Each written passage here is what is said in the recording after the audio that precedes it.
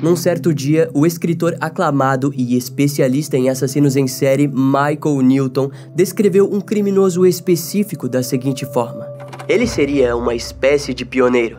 Antes mesmo do termo assassinato em série surgir, ele já estava exercendo seu ofício. Ele nunca recebeu um apelido, mas se tornou parte de um mito urbano, um bicho-papão por excelência. Nessa passagem, Michael também relata que o criminoso em questão poderia ser definido como uma grande confusão de frustração sexual. Um homem desprovido de qualquer autocompreensão. Diante os seus olhos, tudo era como uma enorme e onipotente sombra negra. Incapaz de entender a humanidade existente em sua vítima, tudo era resolvido através da violência, do controle e da morte. Esse criminoso reivindicou uma série de vítimas sob um pretexto totalmente sexual e mórbido. E o seu nome era Harvey Gladman, que surgiu antes mesmo do estrangulador de Boston Albert DeSalvo e até mesmo antes do infame Ted Bundy. Entender Harvey Gladman é entender o básico da psicologia de um assassino em série, disse uma vez o autor Colin Wilson. Desse modo, no vídeo de hoje iremos mergulhar em uma história diferente de todas que já apresentamos aqui no canal. Então já deixa o like nesse vídeo e ativa o sininho de notificações, que eu te conto tudo.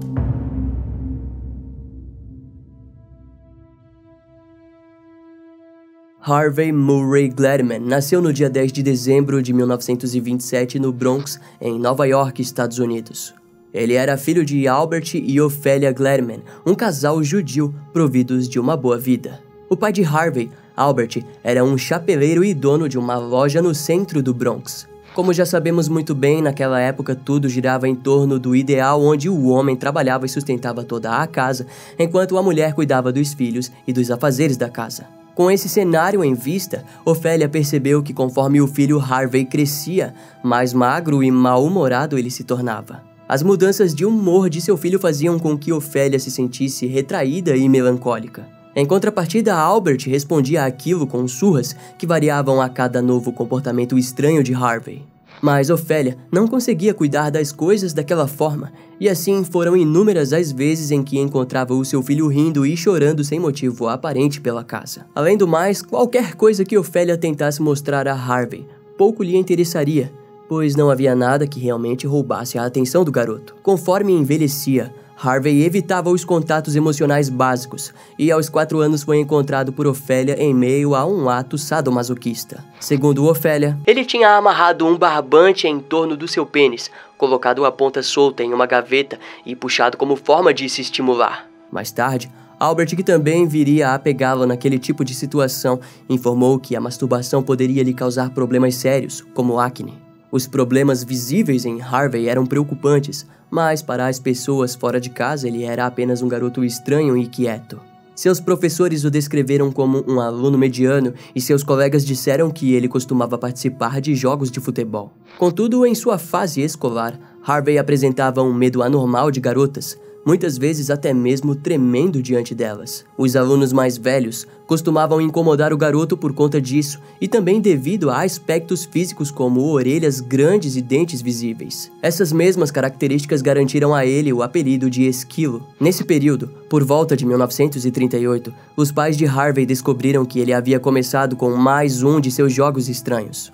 Harvey passou a ter como passatempo o ato de amarrar uma corda no pescoço e enrolar a ponta livre em uma viga onde puxava enquanto se tocava. A família Gladman, então, se mudou para a cidade de Denver, no Colorado, em busca de mudanças, e Harvey a princípio demonstrou progresso em sua nova escola e vizinhança. Porém, após uma noite de compras, quando Albert e Ophelia chegaram em casa, encontraram o seu filho com o pescoço inchado, visivelmente manchado pela marca da corda. Esse ato extremo havia sido muito maior do que estavam acostumados, e assim decidiram procurar por ajuda. O médico psiquiatra responsável, no entanto, informou aos pais que aquilo era normal naquela idade de curiosidade sexual, e as atitudes de Harvey foram deixadas por isso mesmo.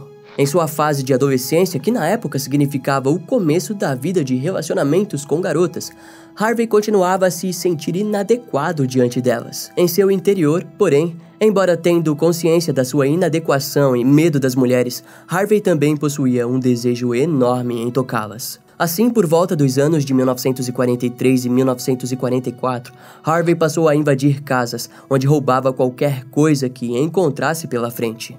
Em uma dessas invasões, ele conseguiu roubar uma pistola calibre 26 e, para ele, a arma representava a oportunidade de exercer o controle que sua estatura física não lhe permitia ter. Desse modo, certa vez, Harvey estava caminhando pelas ruas de Denver quando viu uma mulher atraente e decidiu segui-la até sua casa. Ao marcar o seu endereço, ele tratou de conseguir entrar por uma das janelas da residência e lá dentro, Harvey a rendeu sob a mira da arma. Ele a forçou a ir até seu quarto, onde amarrou suas mãos com um pedaço de corda que carregava dentro da sua jaqueta, corda que também era usada em seus próprios atos sadomasoquistas. Em seguida, amordaçou a boca da vítima com um pano qualquer e prendeu todos os membros desde braços e pernas. De início, apenas conseguir obter a sensação de tocá-la e ter uma mulher à sua mercê foi o bastante para Harvey. Ele não a violentou ou a torturou.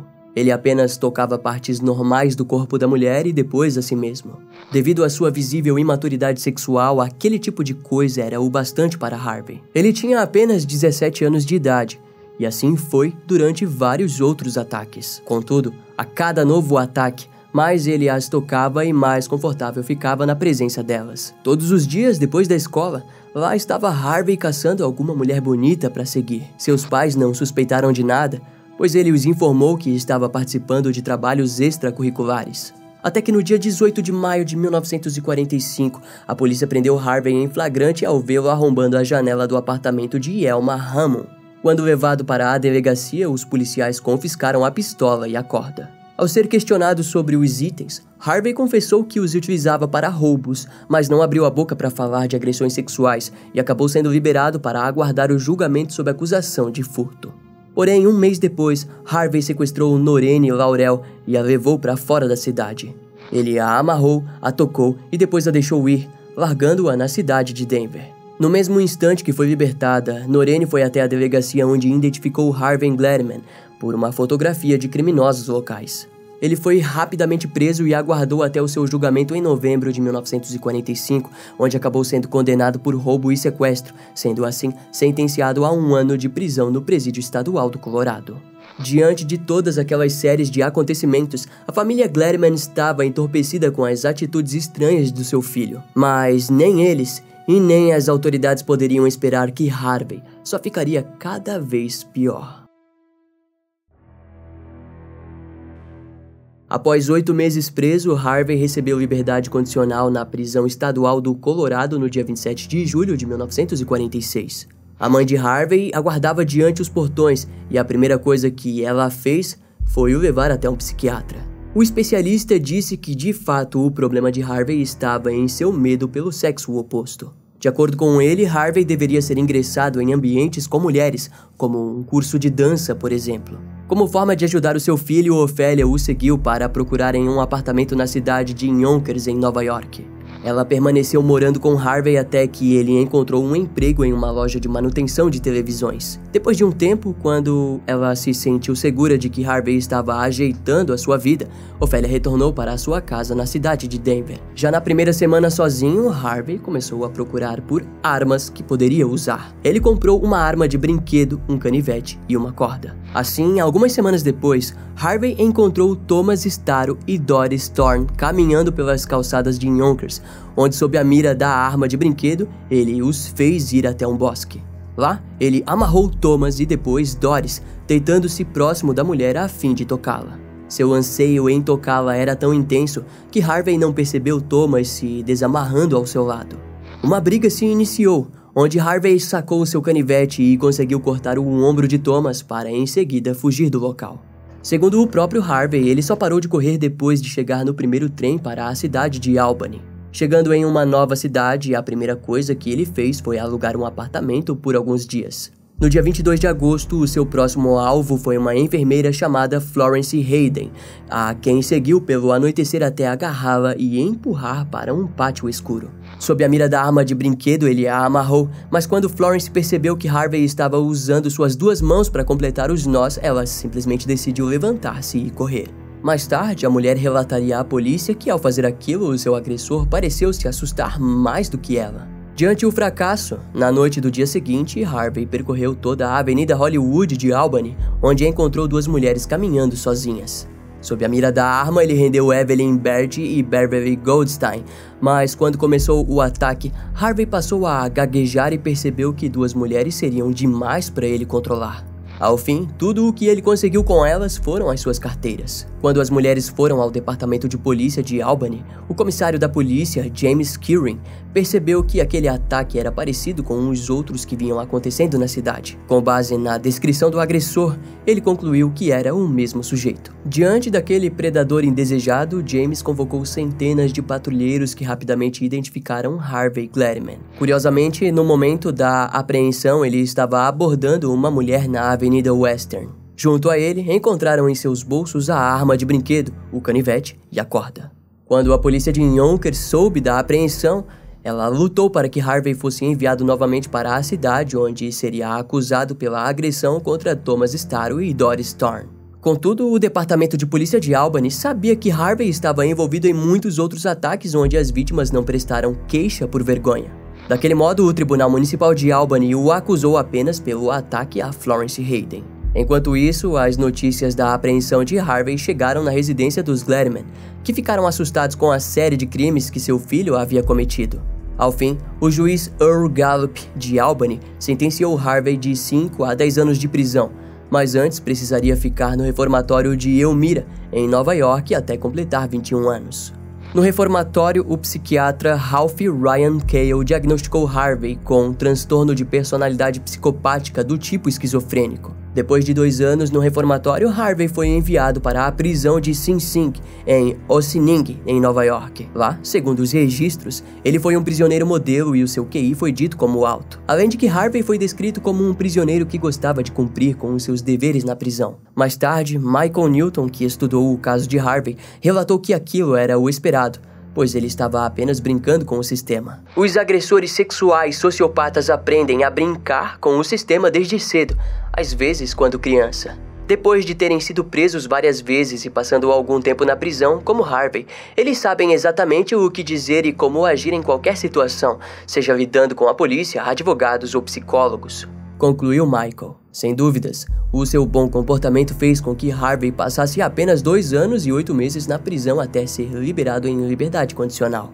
No entanto, ele só foi liberado sob a exigência de que deveria morar com os pais, conseguir um emprego em tempo integral e permanecer sob observação por 4 anos e meio. Chegando em Denver, Harvey conseguiu vários empregos, mas ele demonstrava uma forte dificuldade de adaptação em uma vida trabalhando. Nesse período, o seu pai, Albert Gladman, acabou falecendo. Em resultado, Harvey e sua mãe, Ophélia, que tanto havia lutado para ajudar o seu filho, se viu em uma situação de tensão e brigas constantes. Assim, ele acabou conseguindo alugar o seu próprio apartamento sob a supervisão de um oficial da condicional. Tudo ficou tranquilo até setembro de 1956, quando Harvey foi liberado de todos os seus deveres e pago sua dívida com o Estado. E quase que imediatamente, ele saiu de Denver e deixou sua mãe para trás. Harvey foi o mais longe que pôde para o oeste, até chegar em Los Angeles, a cidade dos anjos. Ele estava disposto a aceitar completamente o chamado que sua natureza exigia dele. Sozinho e completamente sem supervisão da justiça, Harvey Gladman se viu a sós com sua psique conturbada. Até que em janeiro de 1957 ele finalmente se submeteria aos seus desejos mais secretos e mortais. Em Los Angeles, Harvey procurou por emprego e viu que poderia conseguir algo através da fotografia. Naquela época, a Califórnia possuía pequenos estúdios de modelos que ofereciam garotas para posarem por um determinado valor. Normalmente, as mulheres seriam fotografadas seminuas ou vestidas. Ciente disso, Harvey percebeu que era a chance perfeita para agir. Durante o dia, ele trabalhava com concertos de televisores como forma de garantir o pagamento do aluguel do seu pequeno apartamento na Avenida Melrose. Através daquele emprego, ele conseguiu comprar um Dodge Cornet preto 1951, como também uma câmera com tripé. Quando chegava do seu trabalho, Harvey montava um estúdio no seu apartamento e depois começava a sua caçada sob o pseudônimo de fotógrafo Johnny Glenn. Ele entrava em contato com os estúdios, onde conseguia uma mulher por $20 a hora. Inicialmente, aquilo foi o bastante. Afinal, para Harvey, Era uma forma fácil de suprir seus desejos sexuais. Entretanto, assim como no passado, aos poucos, aquilo já não era o suficiente. No dia 1º de agosto de 1957, Harvey conseguiu o número da modelo Judith Ann Doe, de 19 anos. Ela era conhecida pelas agências de modelos devido à sua beleza. Porém, Judith era cuidadosa e pediu para que as fotografias fossem feitas em seu apartamento, pedido que foi aceito por Harvey, que se identificava como Johnny Glenn. Depois de concordarem com as exigências, Harvey disse o seguinte antes de desligar: "Use uma saia justa e um suéter." Quando Harvey chegou no apartamento de Judith, ela posou para várias fotografias, até que ele conseguiu sua confiança e pediu para que fossem até o seu estúdio, pois lá teria uma iluminação melhor. Diante o dinheiro fácil, ela acabou aceitando, embora provavelmente Judith só tenha realmente confiado que tudo ficaria bem devido à aparência nada hostil que Harvey possuía. Se tratava de um homem de pouco menos de 1,80 m de altura, magro e com feição dócil. Ao chegarem no estúdio de Harvey, ela percebeu que, na verdade, era apenas um apartamento qualquer. Lá ele tratou de contar que gostaria de tirar fotografias envolvendo submissão e precisaria amarrar a garota. Quando Judith estava completamente amordaçada, Harvey tirou uma pistola .32 Browning automática do seu bolso e a ameaçou. Harvey ordenou que ela se despisse devagar, enquanto ele tirava várias fotografias e dizia em voz alta: "Você está com medo? Está curiosa do que vai acontecer? Tenha medo? Levante a perna, solte uma das alças." A cada nova foto, mais a sensação de submissão e controle subia em sua mente. Era o ápice do prazer que Harvey tanto procurava. Ao final da primeira sessão de fotos, Harvey violentou sexualmente Judith e a deixou amordaçada para mais tarde repetir todo o processo várias e várias vezes. Em um dos momentos, Harvey a fez sentar-se do seu lado no sofá e o acariciar enquanto ele assistia sua programação favorita. Ele fazia tudo aquilo sempre com a promessa de que a libertaria, mas a verdade é que Judith jamais sairia daquele apartamento com vida. Nos momentos finais, Harvey se lembrou de um lugar isolado ao sul de San Bernardino, uma planície aberta que era visitada por vários coiotes selvagens, mas que nunca seria visitada pelas autoridades. Harvey revelaria mais tarde que sabia que não desejava matá-la, mas ele tinha que a possuir e devorá-la. Durante esses pensamentos deturpados, Judith já se encontrava morta. No futuro, quando as fotografias de Judith estrangulada fossem vistas pelas autoridades, o autor de Signature Killers, Robert Capel, que teve acesso às fotografias durante o seu tempo como policial e pesquisador, as descreveria da seguinte forma: "Elas eram horríveis porque revelavam a verdadeira natureza de Harvey Gladman. Elas mostravam as maneiras como o assassino posicionou sua vítima,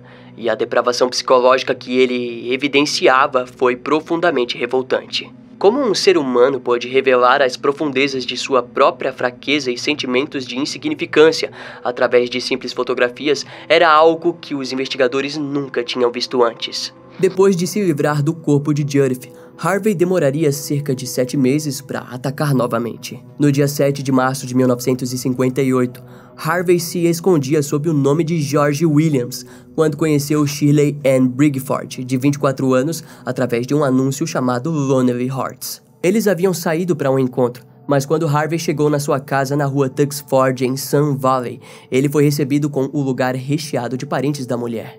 Na época, era comum os pais ficarem cientes de que sua filha estivesse saindo e assim, Harvey quase se deixou fraquejar diante os familiares. Porém, depois de passar por aquilo, eles foram até o seu carro. Antes de saírem, Harvey disse a Shirley que gostaria de dar um passeio nos campos primeiro. Durante o trajeto, ele passou a sentir o cheiro do perfume de Shirley e lutou consigo mesmo, pois não desejava matá-la. Segundo Harvey, Shirley era uma boa garota e que não ficava mostrando seu corpo para homens estranhos como Judith. Porém, ao chegarem no Parque Estadual de Anza, ele parou o veículo e, sob a mira de uma arma, Shirley foi forçada a se despir para em seguida ser violentada diversas vezes. Harvey tirou várias fotos da garota em meio à vegetação. A única fonte de luz em meio ao breu aterrorizante era o da câmera do seu agressor. Depois de ficar satisfeito, ele pulou sobre a garota e a estrangulou. Mas antes de ir, garantiu de bater mais algumas fotografias do corpo sem vida da sua vítima. 4 meses se passaram e assim Harvey conheceu Ruth Mercado, de 24 anos, a qual sofreu todo o mesmo ritual. Nesse meio tempo, as investigações sobre o desaparecimento de Judith Ann Doe estavam a todo vapor. Na mente de Harvey, porém, ele poderia fazer aquele tipo de coisa até o fim de sua vida. Afinal, não pareciam haver consequências para os seus atos. No entanto, ele estava profundamente enganado. Depois de um tempo sem novos ataques, Harvey acabou conhecendo o estúdio Diane em outubro de 1958. O estúdio era influente na época e Harvey estava disposto a pagar $30 por uma hora com alguma modelo. O valor alto chamou a atenção da própria dona, que se propôs a ser modelo. Seu nome era Diane, mas quando Harvey soube o nome de Frank Johnson chegou, ela se desapontou com a aparência deteriorada do sujeito. Embora as fotografias fossem feitas em seu próprio estúdio, ela fugiu do combinado e ofereceu uma nova modelo, Lorraine Vigil, que havia recém sido contratada pelo estúdio. Quando Harvey aceitou a proposta e combinou de vir buscá-la às 8 horas da noite, Diane telefonou para Lorraine e disse: "Tenha cuidado com esse perdedor. Ele não é um profissional e é bastante assustador. Você sabe o que eu quero dizer?" Lorraine prometeu que tomaria cuidado. Ao anoitecer, Harvey apareceu com o seu Dodge para buscar Lorraine em sua casa e depois irem para o estúdio de Diane. Mas em poucos minutos, Lorraine percebeu que o sujeito não estava a levando para o lugar combinado. Inicialmente, ela questionou o homem, mas se sentiu receosa de apenas estar lidando com um cliente mais exigente e, como não queria perder o emprego, permaneceu em silêncio. No entanto, depois de um tempo, Lorraine começou a entrar em desespero e questionou Harvey novamente, que respondeu manobrando o veículo de forma perigosa, a ponto de ela bater a sua cabeça no painel do carro. Em seguida, sacou a sua arma e tentou amordaçá-la, mas Lorraine estava lutando demais para que ele conseguisse amarrar os seus braços. Durante a luta, ela segurou o cano da arma e Harvey atirou. O disparo acertou a lateral de sua coxa, mas devido ao som estridente, ele acabou alargando e parou o veículo. Aproveitando-se daquilo, Lorraine conseguiu abrir a porta e fugir. Por sorte, ao fundo, um veículo da patrulha rodoviária surgiu e viu a mulher correndo no meio da rua. Ao parar, o patrulheiro Tom Mullingham viu o sujeito saindo do Dodge, o qual mais tarde relataria: "Ele tinha um olhar lunático. Eu nunca vou esquecer daquele olhar selvagem que ele tinha em seus olhos." Ao ser rendido, Harvey foi levado para o departamento de polícia do condado de Orange, em Santa Ana. Em poucas horas de interrogatório, ele percebeu que estava sendo conectado a vários outros desaparecimentos. Ao seu lado, o sargento Percy Brooks e Elmer Jackson o questionavam sobre Ruth Mercado e Shirley Bridgeford. Além do mais, dentro da sala também estavam o capitão Jim Bradford e o investigador John Lawton, do gabinete do xerife, que o questionavam sobre Judith Ann Doe. "Conte-nos sobre a corda que encontramos em seu carro, e o canivete em seu bolso, e a arma com qual você rendeu a senhorita Vigil esta noite. Você tem um registro no Colorado e em Nova York também, Harvey. Todos sobre assediar as mulheres. Você gosta de assediar as mulheres, não é, Harvey?" Questionou Jim Bradford. Após o intenso questionamento de Jim e John, outros 3 oficiais o questionaram repetidas vezes sobre onde estavam os corpos das mulheres desaparecidas. Harvey acabou entrando em colapso e apenas gritou como uma criança: "Tudo bem, eu matei todas. Vocês sabem que eu as matei, não há como você saber a menos que vocês tenham encontrado a caixa de ferramentas com as fotos." Harvey não havia percebido, mas ninguém naquela sala sabia das fotografias. Daquele modo, um grupo de policiais foi enviado para o seu apartamento, onde conseguiram encontrar a caixa de ferramentas. Diante a confissão e das fotografias, Harvey seria enviado para o tribunal do condado de San Diego. Contudo, antes ele deveria levar as autoridades até os corpos. Harvey liderou várias buscas e, em meio à escuridão da noite, ele mostrou cada túmulo. Na cena do crime de Shirley Bridgeford, tudo o que os investigadores encontraram foram ossos espalhados e cobertos pela luz do luar. De forma mórbida, os restos da mulher haviam sido atacados por animais selvagens. Aquilo causou repulsa nos investigadores, que perceberam que Harvey não teve nem o trabalho de enterrar a vítima. No local onde o corpo de Judith Ann Doe havia sido despejado, os investigadores encontraram apenas pedaços de roupas. Eles achavam que os ossos haviam sido devorados, mas então os investigadores descobriram que eles já haviam sido encontrados por caminhantes da região que chamaram as autoridades locais anteriormente. No dia 3 de novembro de 1958, Harvey foi acusado oficialmente pelo condado de San Diego de Orange, de Riverside e pelo condado de Los Angeles. Antes de ser levado a julgamento, ele foi interrogado sobre suas motivações para cada um dos assassinatos. Foram 4 horas de interrogatório até que ele explicasse cada um dos seus sentimentos sobre as vítimas. Segundo Harvey, ele sentia anseio por se relacionar sexualmente com as mulheres, mas quando isso acabava, ele precisava matá-las. O discurso de várias de suas respostas foi denso e angustiante, mas ao fim ele passou a implorar para que fosse condenado à morte. Parecia que era a única certeza que o criminoso conseguiria demonstrar ter, além do seu vício em matar. Harvey Gladman não demonstrou remorso, mas parecia estar com uma vontade anormal de ser julgado e sentenciado por suas ações. Dramaticamente falando, era como uma forma final de punição, ou melhor, uma fantasia final de rendição. Antes do julgamento acontecer, a mãe do criminoso, Ophelia Gladman, foi ouvida por vários jornais, onde ela relatou em como seu filho sempre se mostrou doente desde o berço. Aquela alegação foi bem aceita pelo advogado de defesa Willard Whitehill, que apresentou a defesa com base na alegação de insanidade. No entanto, em exames psiquiátricos foi dito que Harvey sabia muito bem diferenciar o certo do errado, e a defesa caiu por terra antes mesmo do procedimento judicial. Harvey foi levado a julgamento com 3 acusações de assassinatos. No tribunal, a promotoria apresentou a confissão gravada de Harvey sobre envolvimento nos 3 assassinatos e na agressão contra Lorraine Vigil. Além de que várias fotografias encontradas no apartamento de Harvey foram mostradas ao júri. Todos os presentes no tribunal ficaram anestesiados com a natureza dos crimes. Harvey Gladman acabou sendo acusado e condenado à pena de morte em 2 acusações de assassinato, sendo inocentado no crime contra Judith Ann Doe devido à falta de provas físicas que o conectassem com o crime. Ao fim do julgamento, o juiz disse: "Sentei-me aqui e ouvi essas gravações, e a maneira como essas mulheres foram mortas. Nunca ouvi nada parecido, e espero nunca ouvir nada parecido novamente. O tormento, o sofrimento que essas mulheres devem ter suportado durante a noite e no deserto deve ter sido horrível. Neste momento eu considero o réu culpado de assassinato em 1º grau e vou impor a pena de morte a ele.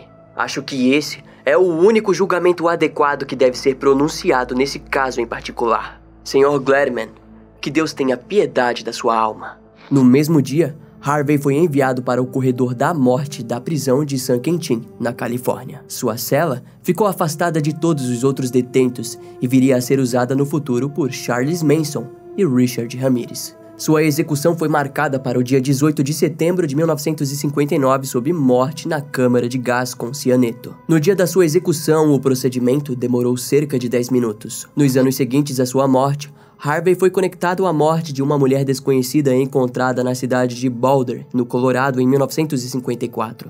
Sua identidade foi um mistério até o ano de 2009, quando o gabinete do xerife finalmente revelou através de testes de DNA que a mulher se tratava de Dorothy Gay Howard, de 18 anos, uma moradora do Arizona. Porém, o caso nunca foi ligado diretamente ao criminoso. Em 1997, o ex-investigador e professor Robert Keppel escreveu em seu livro Signature Killers que Harvey possuía uma necessidade extrema de expressar suas fantasias. Robert também explicou que a tendência natural de Harvey sempre foi borbulhar até que fosse tomado por suas fantasias completamente deturpadas sobre as mulheres e sobre o prazer sexual.